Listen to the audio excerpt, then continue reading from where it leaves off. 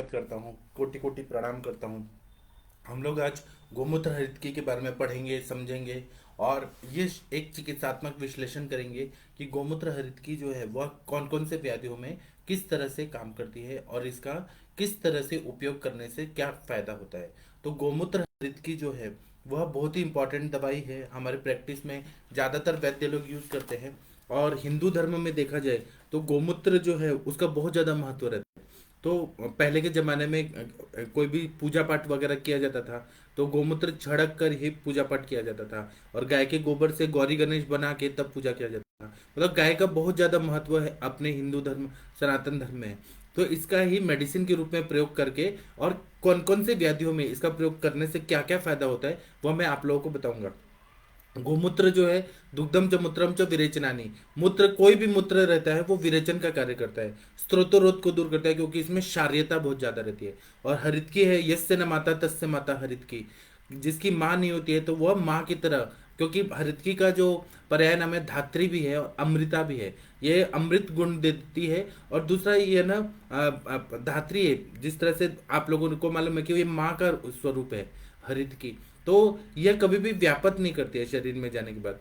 तो इसीलिए हम लोग गोमूत्र हरितकी का जो है हम लोगों ने ऐसे पढ़ा है पांडुरोग चिकित्सा में। वाग्भट जी ने बताया है, अष्टांग हृदय में अष्टांग संग्रहकार ने भी बताया है गोमूत्र हरितकी के बारे में। तो इसी चीज को हम लोग देखेंगे और समझेंगे कि गोमूत्र हरितकी क्या है, किस तरह से इसका प्रयोग करना चाहिए। और मैं एकदम सरल भाषा में बताने का कोशिश करता हूँ जो आप लोग को प्रैक्टिस में यूज करने से आप लोग को दिमाग में आ जाएगा कि हाँ गोमूत्र हल्की का प्रयोग कहाँ पर करना है और कहाँ पर नहीं करना है। इसके कुछ कॉन्ट्राइंडिकेशन भी है कि कौन कौन सी व्याधियों में इसका प्रयोग नहीं करना है, वह भी मैं विस्तार से आप लोग को बताऊंगा।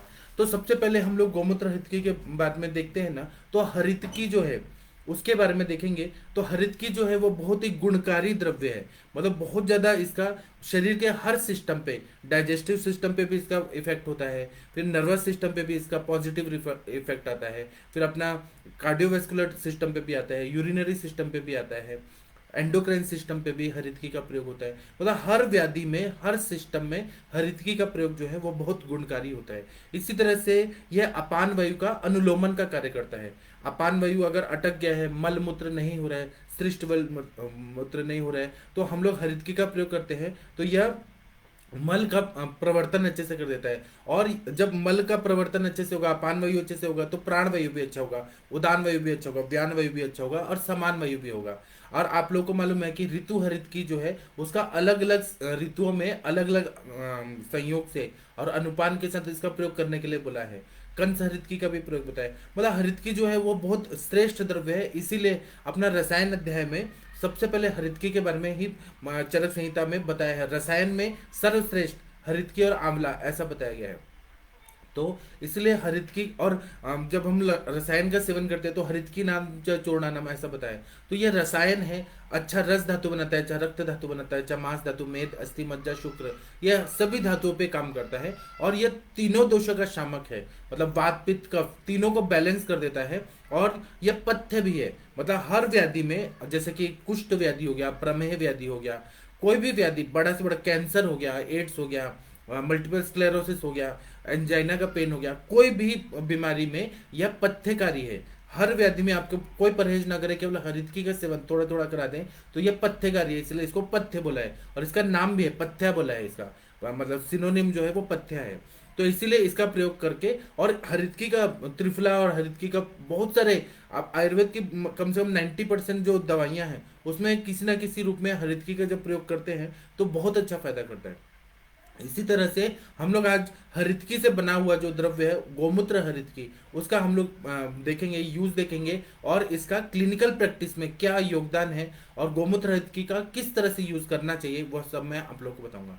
तो गोमूत्र जो है, गोमूत्र गाय का जो मूत्र है और वो भी काली गाय का मूत्र, और जिसको इंजेक्शन लगा के दूध नहीं निकाला जाता, जिसको मतलब ऑक्सीटोसिन या कोई इंजेक्शन देके दूध नहीं निकाला जाता, वो गाय का मूत्र। और दूसरा वो गाय जो है वो चरती हुई रहनी चाहिए, एक जगह पर बैठी है, उसका घूमना फिरना बंद हो गया, वह गोमूत्र के बारे में मैं नहीं बता रहा हूँ। वह गाय लेना है जो काले रंग की हो, कपिला गाय हो, और दूसरा वो चरने वाली गाय हो।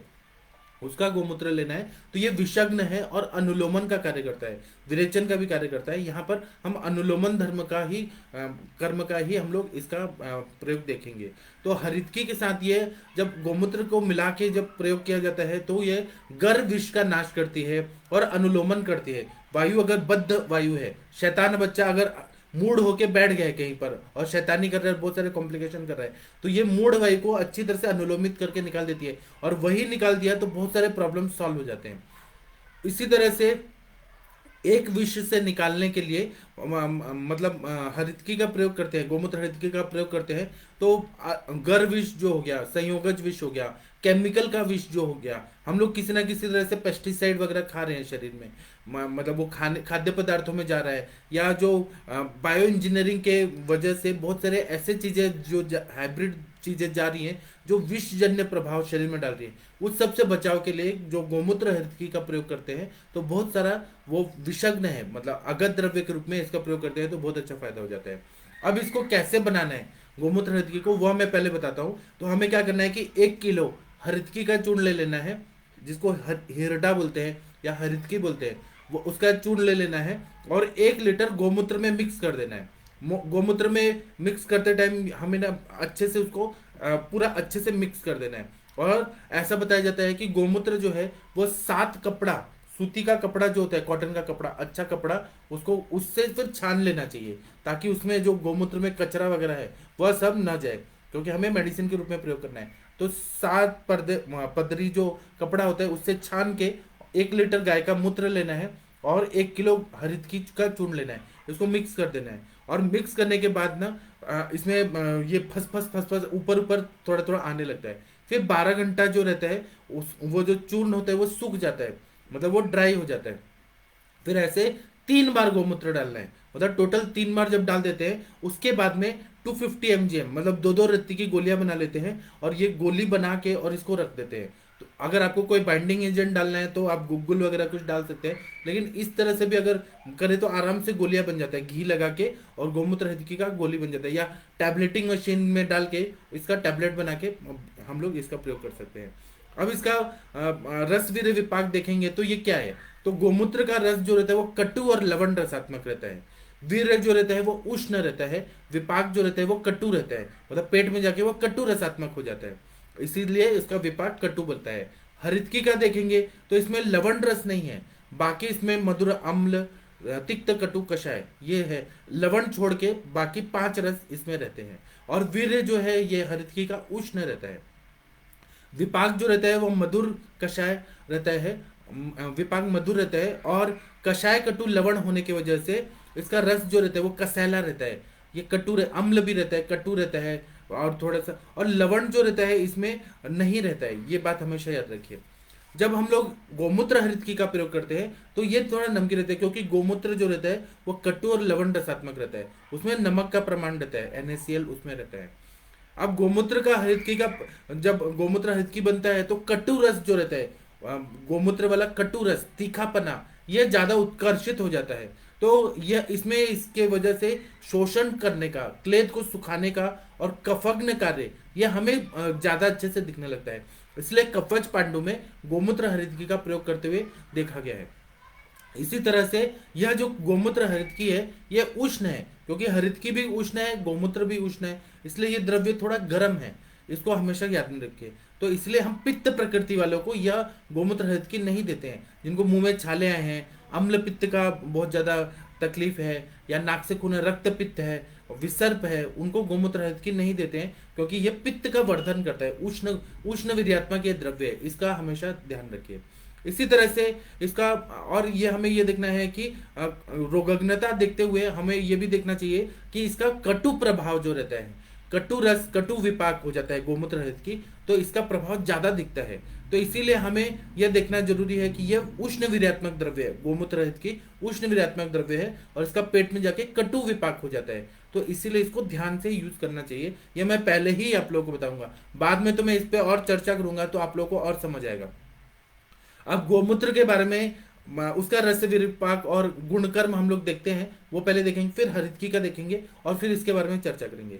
तो सुश्रुत संहिता में 5वां जो चैप्टर है सूत्र स्थान में 221 नंबर का श्लोक है, उसमें गोमूत्र हितकी के बारे में मैं जो भी बता रहा हूँ ना, मेरे सर का, आदरणीय सर का नोट से बता रहा हूँ। ये सर ने, मेरे गुरुजी ने एनालिसिस किया है, मेरे गुरुजी का बहुत ज्यादा अभ्यास है ये सारी चीजों का। तो वो मेरे गुरुजी ने मुझे ये सारे नोट्स दिए, मैं उसी से आप लोगों को बता रहा हूँ। ये नोट्स जो है गोमूत्र हितकी पे, ये शायद इंडिया में किसी के पास नहीं है, केवल जमदग्नि सर ने मुझे दिया है, वह मैं आप लोगों को दे रहा हूँ। और मुझे अच्छा लगता है कि मैं आप लोगों के साथ सारा ज्ञान जो मेरे गुरुजी ने दिया है वो मैं आप लोगों को दूं। सर ने मुझे क्यों दिया है इसका भी एक राज है, क्योंकि सर को मालूम है कि मैं इसका अच्छा यूज करूंगा। इसका मतलब मैं अभी ग्रंथ पढ़ता भी हूँ, सर के नोट्स भी पढ़ता हूँ और मैं शेयर करता हूँ, इसलिए सर को मेरे पे विश्वास है, इसलिए मेरे को सर ने दिया है। और किसी लोगों को नहीं दिया, क्योंकि लोग क्या करते हैं, नोट्स तो लेके आते हैं सर के पास, लेकिन वो रखा रहता है, धूल लगता रहता है, लोग खोलते ही नहीं है वो किताबें, नोट्स खोलते ही नहीं है, तो फिर उसका यूज नहीं होता है। अब सर ने इतना मेहनत से सब ये नोट्स लिखा है, बनाया है, इसलिए सर मुझे देते हैं कि इसका यूज आप लोग तक जाए, मतलब इसका यूज हो, इसलिए उन्होंने मुझे दिया है। दूसरा बात है, मैं रोज पढ़ते रहता हूँ, इसलिए मुझे दिया है। दूसरा बात है कि सुश्रुत संहिता में गोमूत्र के बारे में ऐसा बताया है कि लघ्वग्नि दीपनम मेध्यम पित्तलम कफ वातनोत शुल गुलमोदर आनाह ब्रेक आस्थापन आदिशु। इतना बढ़िया बताया कि यह लघु रहता है गोमूत्र, पचने में लघु रहता है। अग्नि दीपनम, अग्नि को बढ़ाता है। कोई भी पेशेंट है जिनको भूख नहीं लग रही है, उनको गोमूत्र थोड़ा सा पिला दिया ना तो अग्नि को प्रदीप्त कर देता है, भूख बढ़ा देता है। इसी तरह से मेध्यम, गोमूत्र का सेवन जो लोग करते हैं ना, उनका मेधा बहुत अच्छा होता है, मेमोरी अच्छी हो जाती है और उनका इंटेलिजेंस बहुत अच्छा हो जाता है। पित्तलम, गोमूत्र ज्यादा सेवन करेंगे तो हाइपर एसिडिटी भी हो जाती है, क्योंकि यह क्षार है और दूसरा यह बहुत ज्यादा पित्त बढ़ाने वाला है, कटु विपाकी है और कटु रस का भी होता है, इसलिए पित्त बढ़ाता है। इसलिए पित्त प्रकृति वालों को इसका प्रयोग जो है वो हिसाब से करना चाहिए। और ऐसे ही अगर यूज करेंगे तो कोई साइड इफेक्ट होता है कि पित्त बढ़ जाता है, हाइपर एसिडिटी बढ़ जाती है। इसी तरह से कफ वातनुत, कफ और वायु को ठीक कर देता है, वायु का अनुलोमन कर देता है, वायु को टिकने नहीं देता। जो वायु प्रतिलोम गति से उसको अनुलोम गति से वो प्राकृत कर देगा। कफ का स्त्यांता, लीनता और जो है उसको पूरी तरह से ये शोषण कर देगा, क्लेद को निकाल देगा और कफ का शमन कर देता है, इसलिए कफ वातनुत ऐसा बोला है। इसी तरह से शूल गुलमोदर, पेट दर्द हो रहा है किसी को, बहुत ज्यादा सीवियर पेट दर्द हो रहा है और उसको आप गोमूत्र पिला देंगे ना तो उसका पेट दर्द ठीक हो जाएगा। शूल को पूरी, क्योंकि वायु वायु अटका है और कफ आम, इसकी वजह से वहां पे अवरोधात्मक संप्राप्ति, इसलिए शूल हो रहा है, पेट में दर्द हो रहा है कहीं ना कहीं।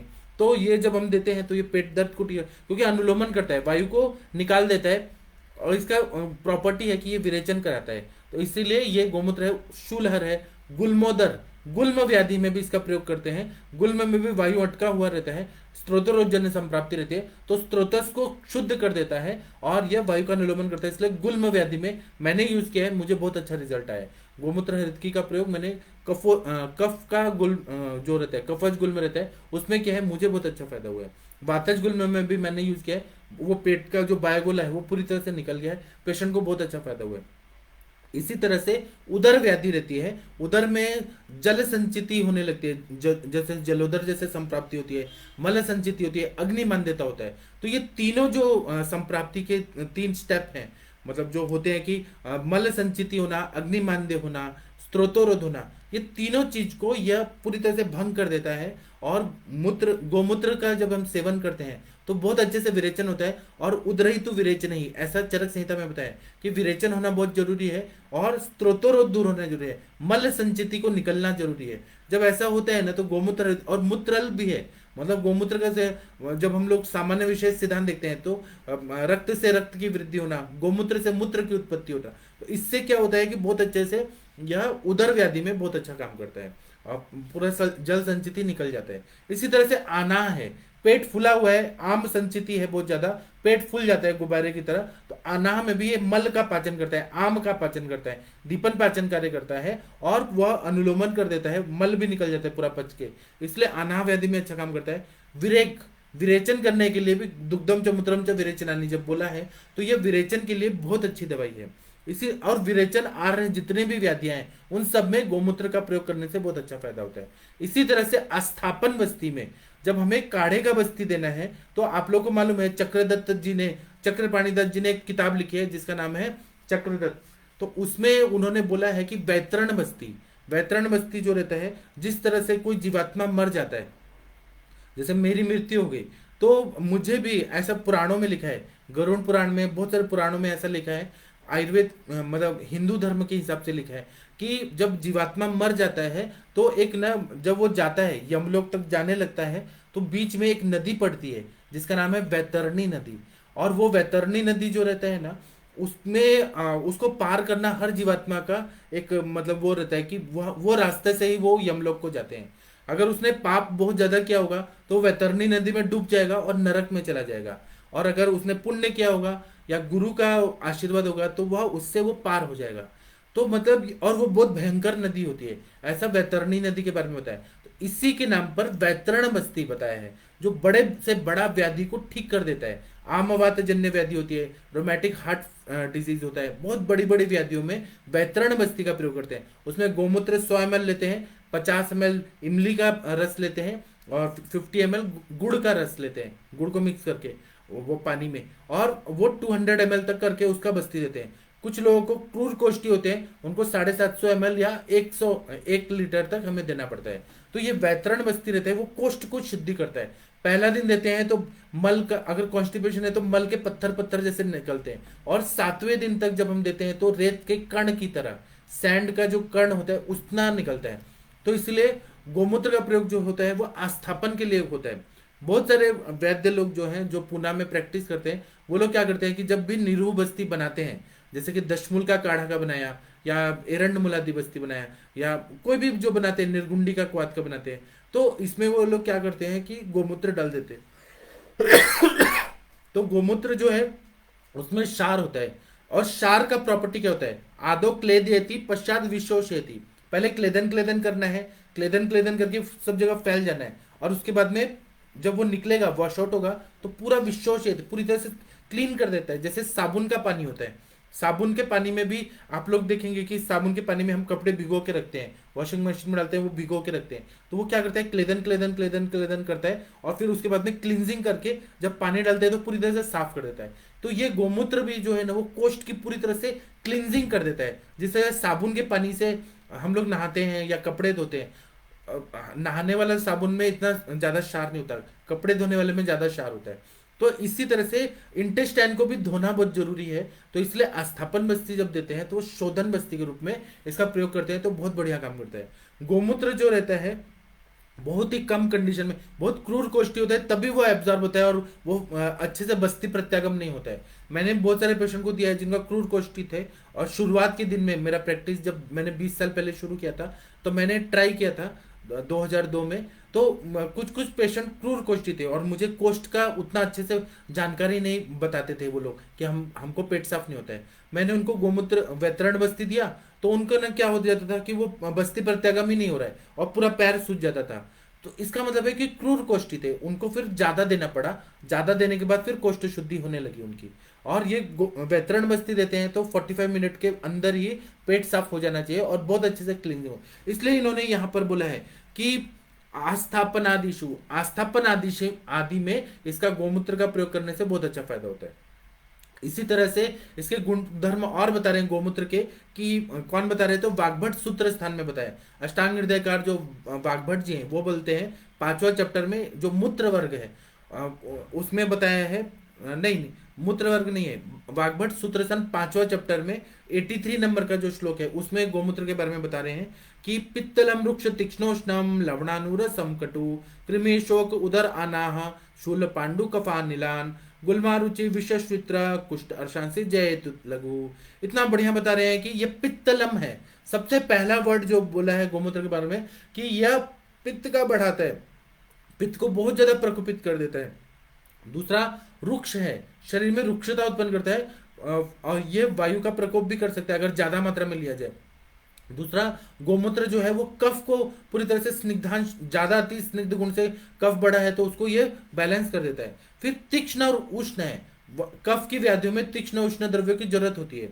लवणानुरसम कटु, इसका अनुरस जो होता है वो लवण होता है। जो भी गोमूत्र पिए हैं, मैंने तो नहीं पिया है, जिन लोगों ने पिया वो लोग बोलते हैं कि पहले कटु लगता है, बाद में लवण रसात्मक रहता है, और उसी तरह से ये कटु विपाकी रहता है। फिर बोला है कि कृमि शोफ, कृमि रोग में गोमूत्र का प्रयोग करते हैं तो कृमियां जो रहती हैं वह पूरी तरह से नष्ट हो जाती हैं।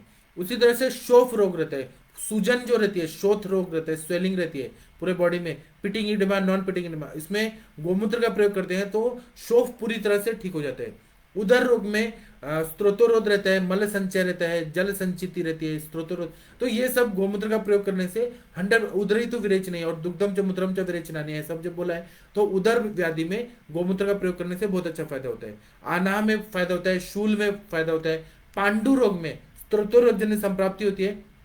तो और पित्त को निकालना बहुत जरूरी है, क्योंकि पित्त जो है वह बहुत ज्यादा पांडु रोग करता है, क्योंकि अंदर ही स्वेदन करता है और स्त्रोतरोध होता है, अग्निमंदता रहती है। और दूसरा क्या रहता है कि पित्त बहुत ज्यादा बढ़ा रहता है पांडु रोग में, और फिर इससे इसी वजह से धातु में शिथिलता आ जाती है, तो वहां पर पित्त निकालना जरूरी है। इसलिए गोमूत्र का प्रयोग करते हैं, तो वो विरेचन द्वारा सारा दुष्टि पित्त को निकाल देता है, इसलिए पांडु रोग में अच्छा होता है। और कफानिलन, कफज व्याधियों में और वायु के व्याधियों में इसका प्रयोग करते हैं, जैसे कि संधिवात है, आमवात है, वहां पर वायु को निकालना बहुत जरूरी है। वायु नहीं निकलेगा तो पेशेंट ठीक कैसे होगा, इसलिए कफज व्याधि, श्वास काश में भी गोमूत्र का प्रयोग करते हैं तो बहुत अच्छा फायदा होता है। श्वास काश में अगर गोमूत्र का प्रयोग कराया जाए तो वायु का अनुलोमन हो जाएगा, तो जो ठसका लग रहा है, खांसी आ रही है या श्वास फूल रहा है, वो पूरी तरह से ठीक होगा। और श्वास काश में हम लोग देखेंगे तो कफ का अवरोध रहता है, कफ को पिघलाना बहुत जरूरी होता है, वहां पे क्लींजिंग करना बहुत जरूरी होता है प्राणवायु स्रोतस में, तो वहां पर गोमूत्र का प्रयोग करने से बहुत अच्छा फायदा होता है। इसी तरह से गुल्मा, गुल्म इसमें बहुत अच्छा काम करता है। अरुचि, गुल्मा अरुचि, अरुचि में अगर टेस्ट नहीं आ रहा है, गोमूत्र का सेवन कराएंगे, एक एक चम्मच भी पियेंगे ना, तो उससे टेस्ट बड्स जागृत हो जाते हैं, कफ का आवरण निकल जाता है और पाचक पित्त का भी स्त्राव अच्छे से होने लगता है, तो अरुचि में भी बहुत अच्छा काम करता है। फिर विष रोग जो रहते हैं, कोई किसी ने कोई गर विष का सेवन कर लिया या संयोगज विष का या कृत्रिम विष का सेवन कर लिया, कोई कुछ चीज खा लिया, तो उसे निकालना बहुत जरूरी है। सब लोग उल्टी करेंगे ऐसा नहीं है, स्टमक वॉश करने के लिए वॉमिटिंग करेंगे ऐसा नहीं है, तो इसलिए विरेचन से उसको निकाल देंगे तो बहुत अच्छा फायदा होता है। तो विष में बहुत अच्छा काम करता है।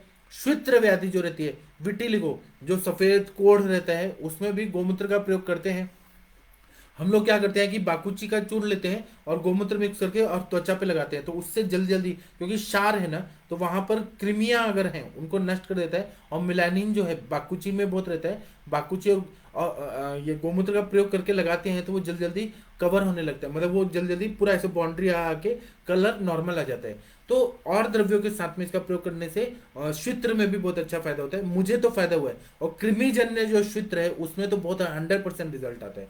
इसी तरह से कुष्ठ व्याधि में, कुष्ठ व्याधि में क्लेद बहुत होता है, त्वचा रक्त मांसलसिका, इसकी दुष्टि होती है, क्लेद बहुत ज्यादा अंदर ही अंदर जमा रहता है और ऐसे त्वचा रक्त मांसलसिका दुष्ट हो जाते हैं, तो उसमें गोमूत्र का प्रयोग करने से दोष दुष्टि पूरी तरह से निकल जाती है, दोष दुष्ट सम्मूर्छना निकल जाती है, कोष्ठ का शोधन हो जाता है और गोमूत्र से बहुत अच्छा फायदा होता है। मतलब ये शोधन पर्पज के ही लिए ही इसका प्रयोग करते हैं, तो कुष्ठ व्याधि में इसका बहुत अच्छा फायदा होता है। अर्शांसी जयत लघु, अर्श व्याधि रहता है, उसमें मल संचिति रहती है, अग्नि मान्यता रहती है, तो ये अग्नि को बढ़ाता है और मल को रोज रोज साफ कर देता है। मल जैसे जैसे साफ होगा, मलाशय क्लीन होगा, वैसे वैसे जो अर्श है उसके मस्से सूख जाएंगे। अग्नि बढ़ गया, पेट साफ हो रहा है तो मस्से तो अपने आप सूख जाए। और ये मेन इसमें क्षार है, ये क्षार जो रहता है आदो क्लेदे पश्चात, आदो क्लेदेति पश्चात विशोषयति, ये पूरी तरह से क्लींजिंग कर देता है। और जो मस्से हैं उसको भी सुखाने के लिए गोमूत्र का प्रयोग करते हैं, बहुत अच्छा फायदा होता है। इसी तरह से भाव प्रकाश में भी बताया है गोमूत्र के बारे में, मूत्र वर्ग में ऐसा बताया कि लघ्वाग्नि दीपनम मध्यम पित्तकृत का वात हृत, ये मैंने बता दिया कि लघु रहता है, अग्नि को प्रदीप्त करता है, मेधा शक्ति को बढ़ाता है, ब्रेन टॉनिक है एक तरह से, पित्तकृत पित्त को बढ़ाता है, कफ वात हृत। और अपने आचार्य जो है ना झूठ बात नहीं बोलते हैं, जो बोलते हैं वो क्लियर है कि पित्त बढ़ाता है। आप गोमूत्र का सेवन पित्त प्रकृति, हाइपर एसिडिटी, रक्त पित्त विस्तार, इन सब में मत करिए, इन्होंने क्लियरली इंडिकेट कर दिया है। जिसको समझना है वो समझे, जिसको नहीं समझना है वो दे। और पेशेंट को कॉम्प्लिकेशन होगा तो फिर ये नहीं बोलना चाहिए कि आयुर्वेद का दवाई देने से हुआ है। कभी भी पित्त वाले पेशेंट को इसका प्रयोग नहीं करना चाहिए। तो ये पित्त को बढ़ाता है। फिर बताया शूल गुल्मोदर आनाह, आनाह में अच्छा काम करता है, शूल में अच्छा काम करता है, गुल्म में अच्छा काम करता है, उदर व्याधि में अच्छा काम करता है। कंडू में किसी को खुजली हो रही है बहुत ज्यादा पूरा शरीर में, आप गोमूत्र मंगवा के उसको बोलिए पूरा बॉडी में वो मसाज करे कंडूकनगण के साथ, या ऐसे ही मसाज करे, या गोमूत्र से स्नान करे, उसका खुजली पूरी तरह से ठीक हो जाएगा। गोमूत्र का सेवन करे, उससे खुजली ठीक हो जाता है। कंडूक क्यों क्यों काम करता है कंडू पे? क्योंकि ये कफ को पूरी तरह से शमन कर देता है। कफ रहेगा, क्लेद रहेगा, तो इसलिए खुजली आती है बहुत ज्यादा। तो ये कफग्न होने की वजह से, और कंडुग्न भी है, खुद भी इसका प्रॉपर्टी है, कंडुग्न है, खुजली को दूर कर देता है, इसलिए गोमूत्र का प्रयोग करने से बहुत अच्छा फायदा होता है। इसी तरह से मुख रोग जब रहते हैं, मुंह में अल्सरेशन रहता है या कफ जमा रहता है, मुंह के बहुत सारी बीमारियां रहती है, ये जो पायरिया जैसे रहता है, जिंजेवाइटिस रहता है, गम्स में प्रॉब्लम रहती है, कृमि दंत रहते हैं, दंत हर्ष रहता है, उन सब में गोमूत्र लेके गंडुश करना है या कवल धारण करना है, उसमें बहुत अच्छा फायदा होता है। लेकिन पित्तज अल्सरेशन बहुत ज्यादा है तो गोमूत्र नहीं टच होना चाहिए, नहीं तो अल्सरेशन को बढ़ा देगा। तो इसीलिए जो स्टोमेटाइटिस रहता है, ओरल अल्सरेशन रहता है, उसमें इसका प्रयोग नहीं करना है। उसमें आप त्रिफला का काढ़ा का प्रयोग करिए, त्रिफला का फांट का प्रयोग करिए, त्रिफला हिम का प्रयोग करके मुंह में कवल धारण कराइए।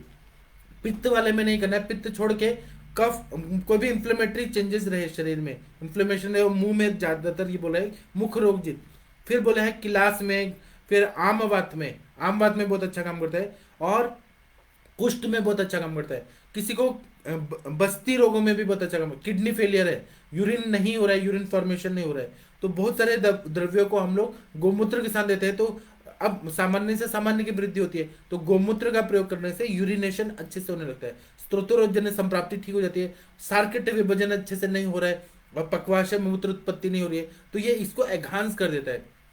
इसीलिए गोमूत्र का सेवन करने से क्रॉनिक रीनल फेलियर, सीआरएफ या एक्यूट रीनल फेलियर, इन दोनों में बहुत बढ़िया काम होते हुए देखा गया है। इसी तरह से कास श्वासापहम शोथ, कास में, श्वास में, शोथ में, कामला रोग में, पांडु रोग हृत, पांडु रोग में यह बहुत बढ़िया काम करता है। यह गोमूत्र के बारे में बताया। अब मैं हरितकी के बारे में बताऊंगा। हरितकी के बारे में आप लोगों को मालूम ही है, लेकिन तब भी एक बार रिवीजन हो जाना चाहिए। तो ऐसा बताया कि कषाय मुद्रा पाके रुक्षा विलवणा लघु, मतलब एक कषाय रहता है, मधुर मधुर विपाकी रहता है, रुक्ष रहता है, विलवणा लवण रस नहीं रहता है हरितकी में, और लघु रहता है भोज्य। फिर दीपन पाचनो मेध्या वयस स्थापनी परम, वय स्थापन रहता है, वय स्थापन गण में आयु को टिका के रखता है। अगर लता मंगेशकर जी ने हरितकी का सेवन किया रहता तो वह जरूर 100 साल से ज्यादा तक जी सकती थी, लेकिन उन्होंने हरितकी का सेवन नहीं किया। आप लोग अगर चाहते हैं कि 100 साल तक जिए तो आप लोग हरितकी का सेवन करिए। यह वय स्थापन है, वय को स्थापित करके रखती है। जो लोग हरितकी का महत्व जानते हैं वो लोग इसका जरूर सेवन करते हैं। और जो आप लोग को मालूम है कि वृद्धावस्था में श्वास कास व्याधि होती है, बीपी बढ़ जाता है, किडनी फेल होता है, और मल्टीपल ऑर्गन फेलियर होने लगते हैं, डायबिटीज होता है, दुनिया भर की बीमारी होती है वृद्धावस्था में। तो आप चाहते हैं कि आप लोग ज्यादा दिन तक जिए, कम से कम 100 साल 150 साल तक जिए, और आंखें अच्छी रहे, दांत अच्छे रहे, ज्ञानेंद्रिय अच्छे रहे, कर्मेंद्रिय अच्छी रहे, आपका शुक्र धातु अच्छा रहे, आपका मज्जा धातु अच्छा रहे, आपका अस्थि अच्छा रहे, तो आपको हरितकी का सेवन थोड़ा थोड़ा मात्रा में, हर ऋतु के हिसाब से ऋतु हरितकी के रूप में करिए या कैसे भी हरितकी का सेवन करना है। लेकिन इसका एक और नियम है कि हरितकी 3 महीना देके थोड़ा ब्रेक करना चाहिए, क्योंकि ये रुक्ष है, इन्होंने बोला है कि रुक्ष है ये बहुत ज्यादा, तो यह स्पर्मिसाइडल भी होता है, मतलब शुक्र धातुओं को, शुक्र जंतुओं को नष्ट करता है रुक्षता की वजह से। क्योंकि शुक्रम स्निग्धम सौम्यम, स्निग्ध है शुक्र, तो हमें इतना ज्यादा रुक्षता नहीं बढ़ाने की, शुक्र का नाश करने लगे। इसलिए 3 महीना देके थोड़ा ब्रेक करना चाहिए, फिर 3 महीना देके फिर ब्रेक करना चाहिए, या फिर अनुपान बदल बदल के ऋतु हरितकी की तरह आप सालों भर इसका प्रयोग करेंगे तो बहुत अच्छा फायदा होगा। इसी तरह से, और या फिर रसायन, हरितकी रसायन का प्रयोग करेंगे तो आप कंटिन्यू यूज कर सकते हैं। डायरेक्ट ड्राई पाउडर लाके आप लोग प्रयोग करेंगे तो वो 3 महीना के बाद शुक्र का क्षय करते हुए, नीम का पत्ता और हरितकी यह नुकसान देता है, इसको बात को हमेशा याद रखिए। उसी तरह से उष्ण वीर्या, यह उष्ण वीर्यात्मक है। सरा पेट को अच्छे से साफ करती है। आयुष्य बढ़ाती है। जब हम लोग चरक संहिता का पहला चैप्टर देखते हैं तो उसमें क्या बोला है, अथा तो दीर्घ जीवित अध्याय व्याख्या से हम, अब हम दीर्घ जीवित ऐसे अध्याय की जो जिसमें दीर्घ जीवन के लिए क्या क्या करना चाहिए क्या नहीं करना चाहिए जिसमें बताया, वह अध्याय की शुरुआत करें, ऐसा पुनर्वसु आत्रेय जी आदि ने कहा था।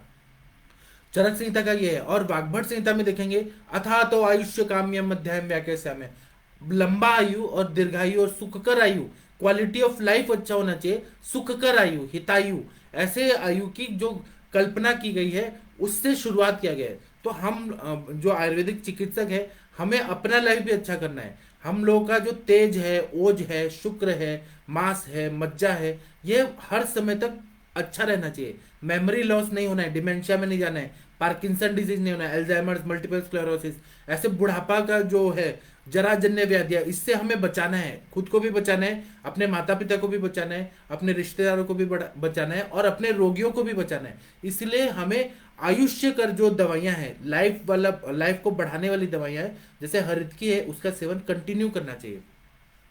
इसी तरह से बुद्धि इंद्रिय बलपदा, बुद्धि को बढ़ाती है हरित की। मतलब जो लोग ना मत्ती मंद रहते हैं, डिसलेक्सिया होता है, या फिर उनका क्रिएटिविटी उतना अच्छा नहीं होता है, आईक्यू लेवल कम होता है, उनको हरित की का सेवन कराइए। तो मेद्या है, बुद्धि को बढ़ाती है, बल, मानसिक बल भी बढ़ाती है, शारीरिक बल भी बढ़ाती है। बुद्धि इंद्रिय बल प्रदा, कुष्ठ व्यवर्ण वैश्वर्य, कुष्ठ रोग में बहुत बढ़िया काम करती है, क्योंकि यह क्लेद को सुखा देती है, रुक्ष होने की वजह से क्लेद को सुखा देती है। त्वचा रक्त मांस लसिका में जो दुष्ट दुष्ट समूर्छना होके जो कुष्ठ व्याधि है, उसमें ये बहुत अच्छा काम करती है। वैवर्ण्यम, जो इंसान काले पड़ जाते हैं, बहुत ज्यादा सन में जाके टैनिंग हो जाती है, चेहरा काला पड़ जाता है। आप लोगों ने देखा होगा, बहुत सारे लड़कियां भी ऐसी होती है जो बचपन में बहुत ज्यादा गोरी होती है, लेकिन जैसे जैसे धूप में जाने लगती है उनका चेहरा काला हो जाता है।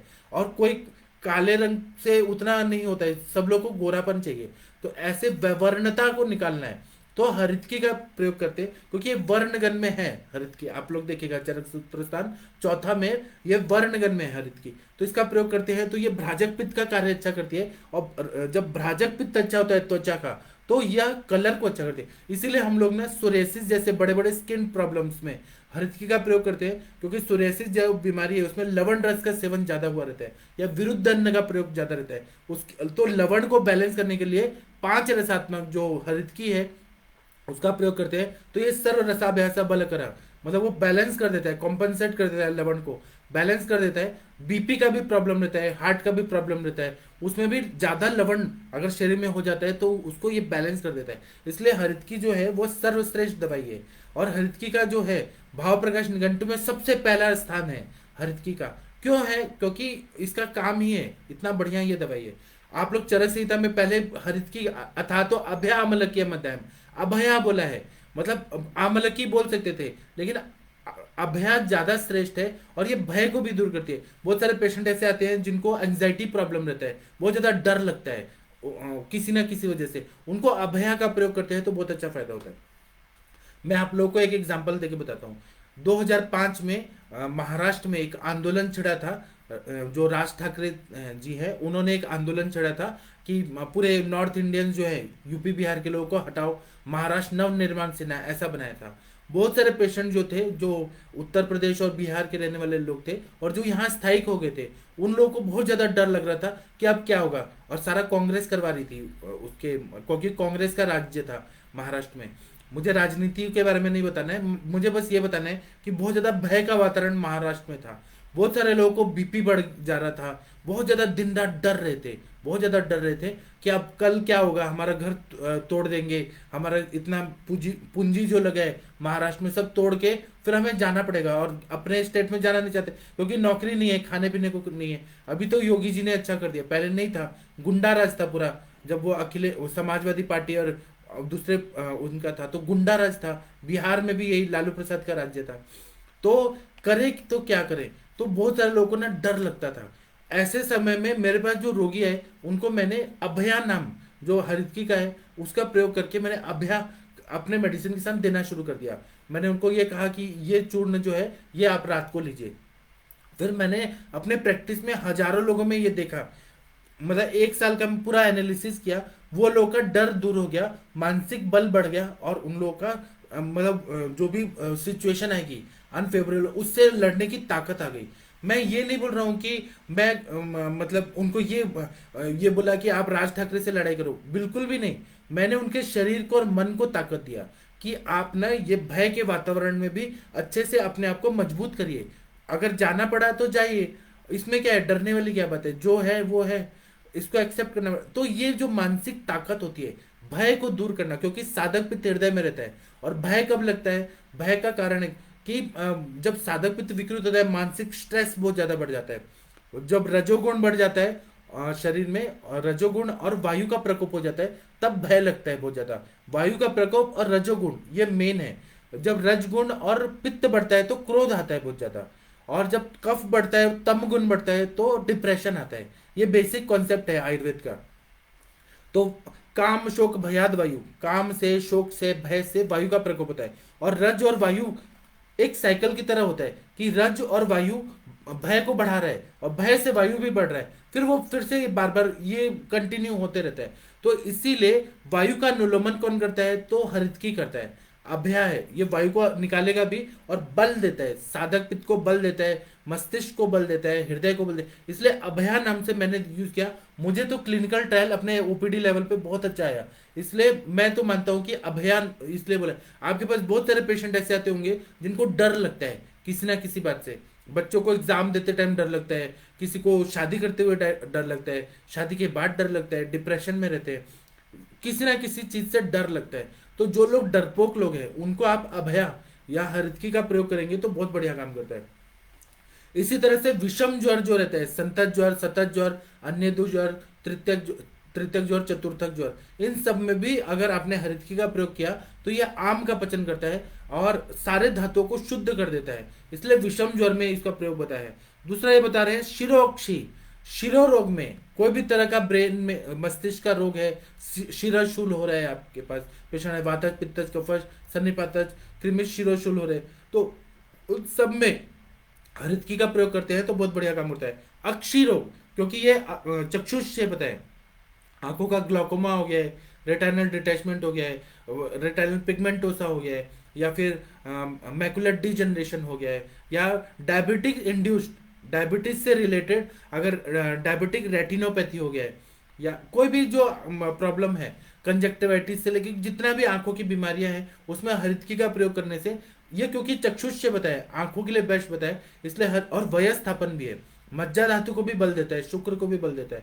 आंखें मज्जा धातु से बनी है और आलोचक पित्त का स्थान है, तो ये पित्त का बैलेंस कर देता है, कफ को बैलेंस करता है, वायु को बैलेंस करता है। इस त्रिदोषज्ञ है, त्रिदोष शामक है, तो इसीलिए, और रसायन है, इसलिए आंखों के लिए हरितकी का प्रयोग करते हैं। जिसका नंबर कम करना है तो हम लोग हरितकी सिद्ध घृत का हम अक्षी तर्पण करते हैं तो बहुत बढ़िया काम करते हैं, या हरितकी सिद्ध घृत का प्रयोग करते हैं इंटरनली, या हरितकी अवलेह का प्रयोग करते हैं, तो उससे भी आंखों का नंबर बहुत काफी हद तक ठीक हो जाता है, इसलिए अक्षी रोग में अच्छा काम करता है। पांडु रोग में बहुत अच्छा, क्योंकि क्लेद को निकालना है, पित्त का शमन करना है, दोषों का अनुलोमन करना है और रक्त को बढ़ाना है, तो ये रस, रक्त, मांस में दस्ती, मज्जा, शुक्र, सभी पे बहुत बढ़िया काम करता है, क्योंकि 5 रस है और शरीर में अपने आप लवण रस तो रहते हैं, तो सर रसा वैसा बल कर, तो ये अच्छा रस धातु बनाता है, रक्त धातु बनाता है, मांस में दस्ती, मज्जा, शुक्र सबको अच्छा बनाते हैं, इसलिए पांडु रोग में अच्छा काम करता है। हृदय रोग जो रहते हैं, बड़े बड़े जो एंजाइना का पेन रहता है, मायोकार्डियल इन्फेक्शन रहता है, फिर उसके बाद में फिब्रिलेशन रहता है, रिगर्जिटेशन रहता है, युक्ति पूर्वक अगर हरितकी का प्रयोग करते हैं, या फिर कोरोनरी आर्टरी ब्लॉकेज रहता है, कोलेस्ट्रॉल बढ़ा हुआ रहता है, आर्टेरियोस्क्लेरोसिस रहता है, फ्रजाइल आर्टरीज हो जाती है बहुत ज्यादा, या जितना भी प्रॉब्लम रहता है ना, जो हार्ट रिलेटेड प्रॉब्लम रहती है, इसको युक्ति पूर्वक प्रयोग करते हैं अलग अलग व्याधियों में, युक्ति पूर्वक अलग अलग अनुपान से, तो इसका प्रयोग करने से बहुत अच्छा हार्ट डिजीज में फायदा होता है। इस मैंने तो फिब्रिलेशन जिनको होता है, या फिर टैकीकार्डिया है, ब्रैडीकार्डिया है, उसमें हरितकी का प्रयोग अलग अलग अनुपान के साथ किया है। मैं उस पर एक कभी लेक्चर लूंगा हरितकी पे, तो मैं आप बताऊंगा। इसी तरह से किसी किसी को घबराहट होती है, मरमर होता है बहुत ज्यादा, फिर इसी तरह से डायस्टोलिक और सिस्टोलिक जो बीपी रहता है वो इम्बैलेंस हो रहा है, तो हरितकी का सेवन आप रोज कराइए, डायस्टोलिक ये सब पूरी तरह से ठीक हो जाता है। एसटी सेगमेंट एलिवेशन ये जो रहता है उसमें भी इसका प्रयोग करने से बहुत अच्छा लेकिन हमें मालूम ही नहीं है कि इतना बढ़िया दवाई है इसका हार्ट डिजीज में कैसे। आप लोग करिए और मैं आप लोगों को बताऊंगा, हरितकी पे एक लेक्चर लूंगा तो मैं आपको अच्छे से बताऊंगा। इस तरह से कामला रोग में, कामला तो विरेचन नहीं, कामला रोग में विरेचन बोला है तो दोषों को निकालना जरूरी है, पित्त का शमन करना बहुत जरूरी है, और स्त्रोतरोजन संप्राप्ति को ठीक करना जरूरी है, अग्नि को प्रदीप्त करना जरूरी है। इसीलिए हरितकी का प्रयोग कामला रोग में बहुत अच्छा होता है। ग्रहणी का दान, ग्रहणी रोग में मोहर बद्धम मोहर द्रवम मल प्रवृत्ति होती है, तो शुरुआत में तो आम की अवस्था है तो हमें हरितकी का प्रयोग करके ही सारा आम दोष को निकालना अच्छा रहता है। बाद में हरितकी का प्रयोग करते हैं तो यह क्या करता है, ग्रहणी कला को बैलेंस कर, ग्रहणी कला को रीजनरेट करता है, नया नया बनाता है, विलाइस को अच्छा करता है, म्यूकोजल मेम्ब्रेन, सब म्यूकोजल मेम्ब्रेन, सेरस मेम्ब्रेन, सब मस्कुलरिस लेयर, सभी को ये हरितकी जो है रीजनरेट कर देता है। इसीलिए, और कुष्ठग्न भी है, अगर वहां पे कुष्ठजन्य संप्राप्ति है, जैसे क्रॉन्स डिजीज हो गया है या फिर अल्सरेटिव कोलाइटिस हो गया है, तो हर तरह के आईबीएस में हरितकी का प्रयोग युक्तिपूर्वक और मात्रा का विचार करके अनुपान के हिसाब से जब हम देते हैं तो इसका बहुत अच्छा फायदा होता है। इसी तरह से शोष रोग जब रहते हैं, जब धातुओं का क्षय हो रहा है बहुत ज्यादा, स्त्रोतोरोजन संप्राप्ति है, धात्वग्नि मंद है, तो ये दीपन पाचन होने की वजह से धात्वग्नि लेवल तक, भूताग्नि लेवल तक, जाठराग्नि सब तरह से ये काम करता है। तो शोष रोग में पूरी तरह से जो शरीर सूख गया है उसमें हरितकी का प्रयोग करते हैं तो पेशेंट हेल्थी हो जाता है मेरे जैसा। इस तरह से हरितकी का प्रयोग करने से बहुत अच्छा फायदा होता है। इस तरह से शोफ में, अतिसार में, मेद रोग में, उल्टी की बीमारी में, कृमि रोग में, श्वासकाश में, प्रसेक में, मुंह से लार बहुत आ रहा है, अर्श रोग में, आनाह में, फिर गर्विश में, बहुत उदर रोग में बहुत बढ़िया काम करता है। विबंध में, स्त्रोतस अगर स्त्रोतोरोजन संप्राप्ति है उसमें अच्छा काम करता है। गुल्म में, उरुस्तंभ में पंचकर्म वर्ज्य बोला है, लेकिन हरितकी का प्रयोग करते हैं तो वायु का अनुलोमन करता है, कफ का विलयन करता है, वायु को जो उपस्तंभित वायु है उसको पूरी तरह से ये बैलेंस कर देता है, इसलिए उरुस्तंभ में इसका प्रयोग करते हैं। अरोचक में इसका प्रयोग करते हैं। हरितकी जयद व्याधि तांस तांस कफ वातजन, हरितकी ने सभी व्याधियों पे विजय प्राप्त करता है। जो जो रोग आप इसका प्रयोग करेंगे युक्तिपूर्वक, हर व्याधि में हरितकी कभी भी हारता नहीं है, मतलब ये हमेशा जीत के ही लाता है, इसलिए इसका प्रयोग करते हैं। अब गोमूत्र हरितकी में, गोमूत्र और हरितकी ज्यादातर दोनों सेम ही है, एक ही गुणधर्म के, लघु है, रुक्ष है, विशद गुण के, विशद मतलब सभी जगह फैल जाते हैं। उसी तरह से मतलब ये शालन कार्य करते हैं, मतलब दोषों को निकालते हैं, क्लिनजिंग करते हैं। हरितकी भी वैसे ही क्लिनजिंग करता है, इसलिए विशद गुण बताए। और गोमूत्र भी करता है, दीपन पाचन कार्य करते हैं, भेदन कार्य, मल का भेदन का कार्य भी करते हैं।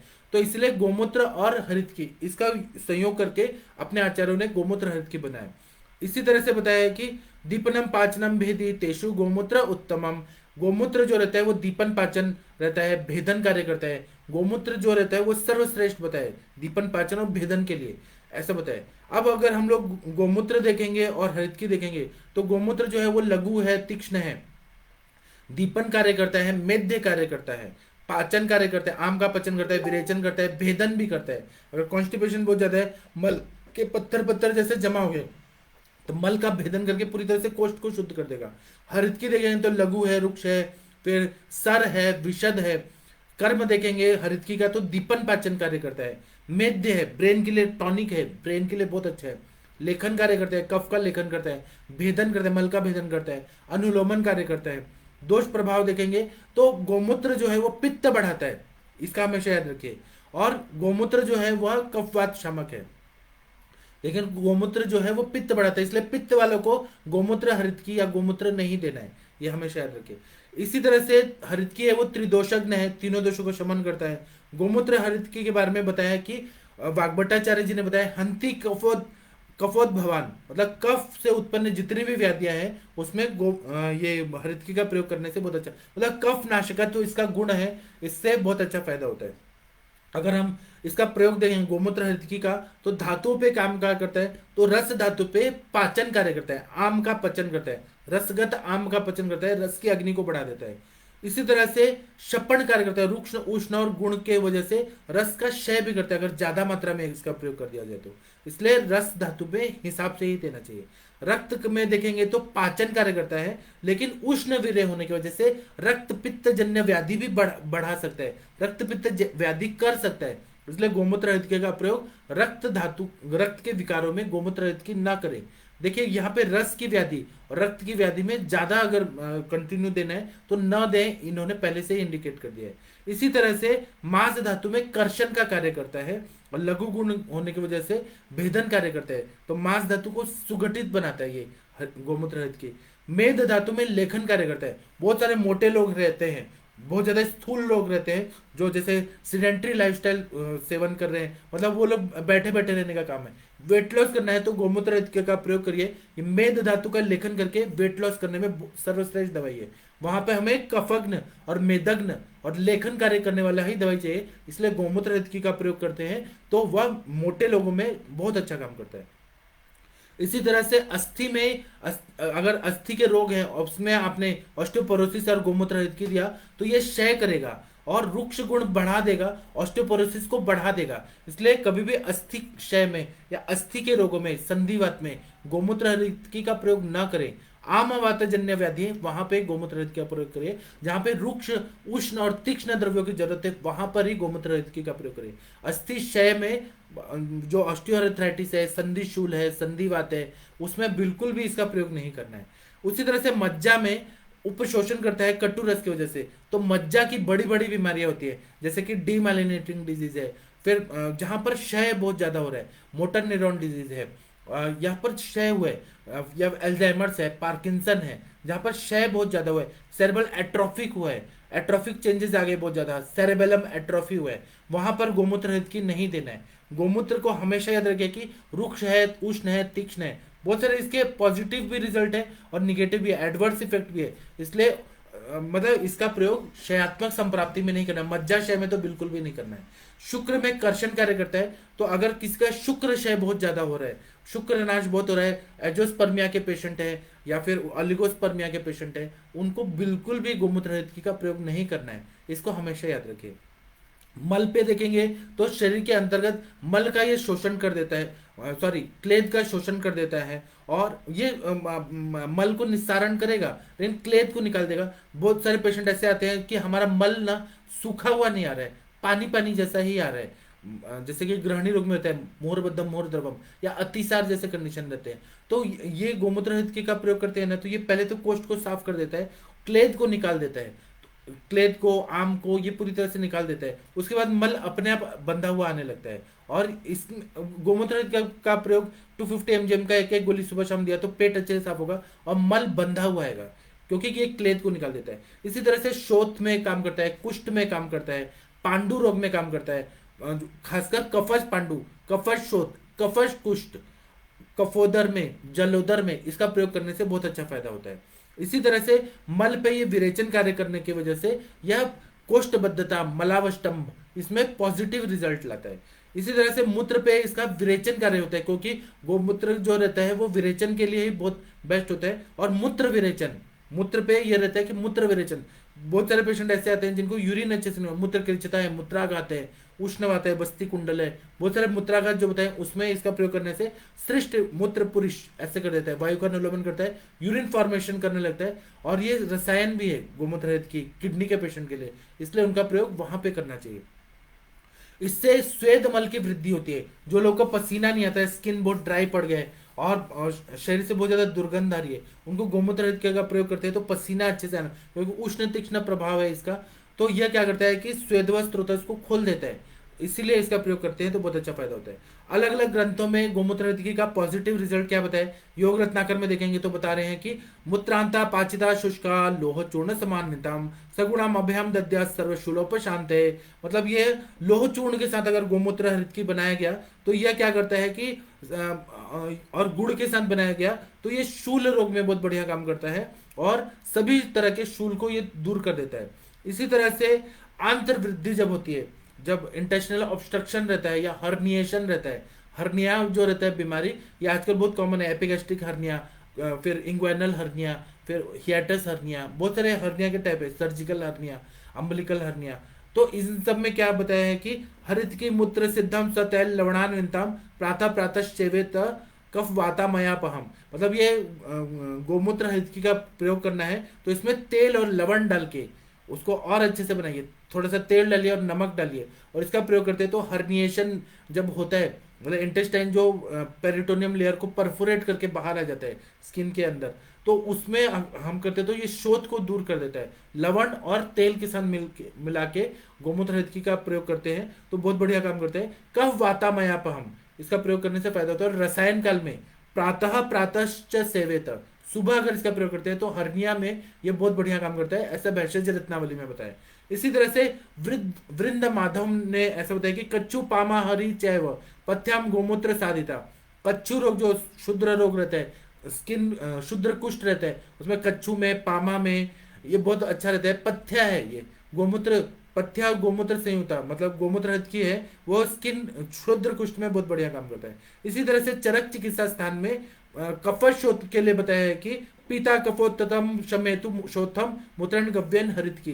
मतलब कफज शोथ में बहुत बढ़िया काम होता है, शोथ को पूरी तरह से ठीक कर देता है, क्योंकि ये एक्स्ट्रा सेलुलर फ्लूइड जो जमा हुआ है स्किन के अंदर, ये उसको बैलेंस कर देता है, ऑस्मोसिस की प्रोसेस को ठीक कर देता है, अग्नि को बढ़ा देता है, मल को शोधन कर देता है, जो जल संचित हुए है उसको ठीक कर देता है, मूत्र अच्छे से करने लगता है, मल को निकालता है, स्त्रोतरोध को दूर करता है। तो शोथ जन्य संप्राप्ति है वो भंग करके पूरी तरह से बैलेंस कर देता है। इसलिए शोथ रोग में किसी भी तरह का शोथ हो, भले वो प्लूरसी हुआ हो, मतलब फुफ्फुस के नीचे पानी जमा है, या अपने पेरिटोनियम लेयर के और स्किन के बीच में पानी जमा है, जिसको असाइटिस बोलते हैं, उसमें भी गोमूत्र हितकी का प्रयोग करते हैं तो बहुत पॉजिटिव रिजल्ट आता है। अर्श व्याधि में बताया है कि गोमूत्र युषिताम दद्यात सगुणम वाहरित की, मतलब गोमूत्र और गुड़ के साथ अगर हम लोग इसका प्रयोग करते हैं या गुड़ और गोमूत्र का प्रयोग करते हैं तो अर्श व्याधि बवासीर में बहुत बढ़िया काम करता है। यह चरक चिकित्सा स्थान 14 में अर्श रोग में गोमूत्र हितकी के बारे में बहुत बढ़िया बताया। कफज पांडु में बता रहे हैं, चरक चिकित्सा स्थान 16 में पांडु रोग में बता रहे हैं, कफ पांडुस्तु गोमूत्र युक्त क्लीनम हरित की, गोमूत्र और मतलब हरितकी को चूर्ण को गोमूत्र में क्लीन करके फिर उसको छाया शुष्क करके 3 बार भावना देके जब गोमूत्र हरितकी का प्रयोग करते हैं तो कफज पांडु में बहुत अच्छा काम करता है। स्त्रोतरोजन संप्राप्ति को भंग करके पांडुता को ठीक कर देता है और बैलेंस कर देता है, क्योंकि ये दोषों का अनुलोमन करता है, पित्त का विरेचन करता है, कफग्न कार्य करता है, स्त्रोतरोध को दूर करता है। तो इसीलिए कफज पांडु में इसका प्रयोग करने से बहुत बढ़िया काम होता है। इसी तरह से वृद्धि रोग जो रहता है, हाइड्रोसिल जैसे व्याधियां रहती हैं उसमें नियंत्रित वृद्धि चिरता प्रवृद्धम, क्रॉनिक से क्रॉनिक जो हाइड्रोसिल जो वृद्धि रोग रहता है उसमें भी इसका प्रयोग करने से बहुत अच्छा एंटी इंफ्लेमेटरी एक्शन रहता है, वायु का अनुलोमन हो जाता है, मल निकल जाता है, मूत्र निकल जाता है, तो बहुत बढ़िया काम करता है।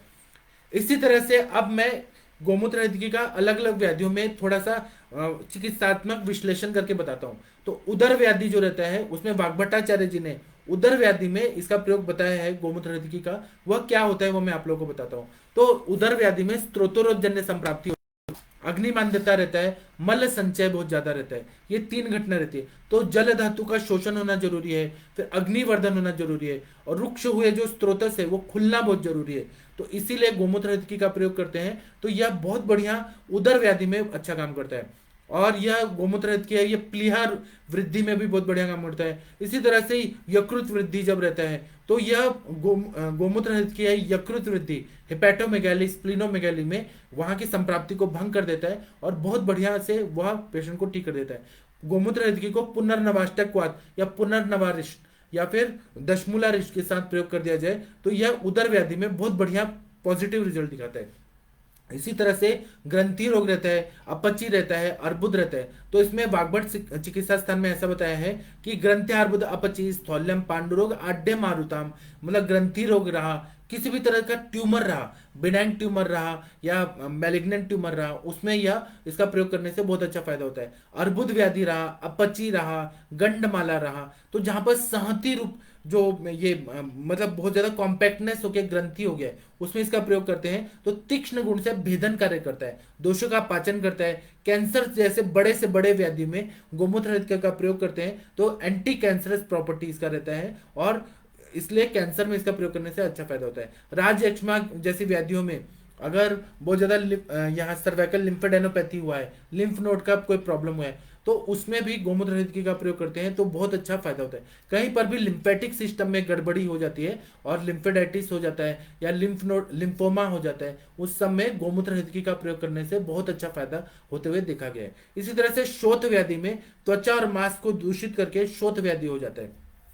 रक्त का कार्य जो रहता है स्त्रोतरोजन संप्राप्ति होने से बहुत ज्यादा वहां पे सूजन आ जाती है, तो इसीलिए हमें भेदन कार्य करने वाला, अनुलोमन कार्य करने वाला ऐसा द्रव्य देना जरूरी होता है और कफज शोथ को उसकी संप्राप्ति भंग करना बहुत जरूरी होता है। इसीलिए पुनर्नवासव, गोक्षुर का काढ़ा, चंद्र प्रभावटी, इन सब के साथ में अगर गोमूत्र हरितकी का प्रयोग करते हैं तो शोथ रोग में इसका बहुत अच्छा पॉजिटिव रिजल्ट देखा गया है। इसी तरह से कृमिजन्य जो व्याधियां रहती हैं या पांडुजन्य शोथ रहता है, पांडु का उपद्रव क्या रहता है तो शोथ रहता है उसमें, या फिर हाइपोथायराइडिज्म जो रहता है, थायराइड ग्रंथि का जो टीएसएच लेवल T3 T4 अगर इम्बैलेंस है उसमें भी इसका प्रयोग करें तो बहुत बढ़िया काम करता है। इसी तरह से वृक्क विकृति जन्य किडनी डिजीज में नेफ्रेटिक सिंड्रोम हो गया, नेफ्राइटिस हो गया, एक्यूट रीनल फेलियर हो गया या क्रॉनिक रीनल फेलियर हो गया, उसमें भी इसका प्रयोग करने से, गोमूत्र हरितकी का प्रयोग करने से बहुत अच्छा फायदा होता है।